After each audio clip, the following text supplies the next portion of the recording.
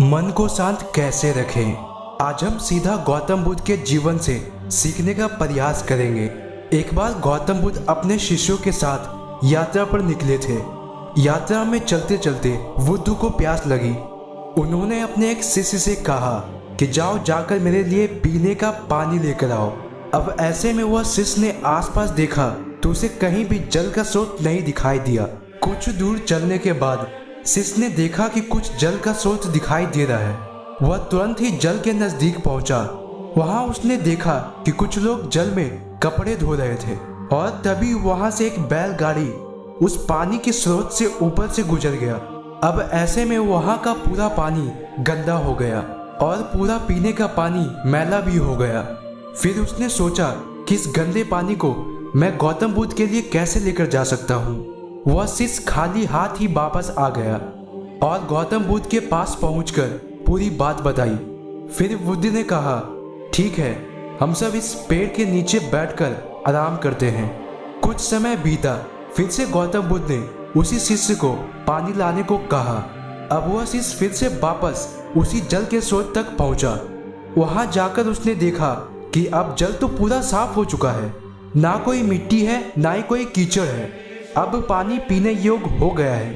अब वह शिष्य बुद्ध के लिए उसी जल को लेकर आ गया और गौतम बुद्ध को जल पिलाया। फिर गौतम बुद्ध ने सबको यह बात बताई कि जिस तरह से जल में कीचड़ मिट्टी फैल गया था, जल अशुद्ध हो गया था, उसी तरह से हमारा मन भी होता है, हमारा दिमाग भी होता है। मनुष्य का मन उसी साफ जल की तरह होता है। लेकिन जब मनुष्य इस संसार के सुखों को भोगता है तो उसका मन मैला हो जाता है, उसी जल की तरह जो मैला हो गया था। मनुष्य के विचार ही मनुष्य के जीवन की रेखा को तय करती है और विचारों की उत्पत्ति हमारी मन से होती है। जैसे हमारा मन होगा वैसे ही हमारा विचार भी होंगे और अपने विचार से स्वयं की उत्पत्ति होती है। अगर हमारे विचार मन गंदे होते हैं तो उसी जल की मिट्टी के समान हमारा जीवन भी अंधकारमय से भर जाता है। गौतम बुद्ध ने अपने शिष्यों को समझाया, मन शांत ना होने का कारण मनुष्यों की लालच, क्रोध, अज्ञानता, जीवन के उद्देश्य को ना समझना मनुष्य के मन को अशांत बनाए रखता है। लेकिन जब मनुष्य इस संसार के भोग विलास को त्याग देता है तो उस मनुष्य का मन बिल्कुल शांत हो जाता है। हमारा मन भी थोड़े समय के बाद शांत हो जाता है, जैसे उस जल में हुआ। अशांत मन से कोई भी किया गया काम कभी भी लाभदायक नहीं होता है। हमारे मन को शांत करने के लिए हमें बस इतना ही करना पड़ता है कि जब भी आपको क्रोध, गंदे विचार, डर, इन सब को थोड़ी देर छोड़कर मन को शांत किया जा सकता है।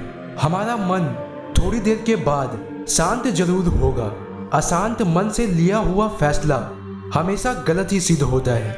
हमें हमेशा शांत मन के साथ कोई भी फैसला लेना चाहिए, जिससे गलती होने की संभावना कम हो जाती है।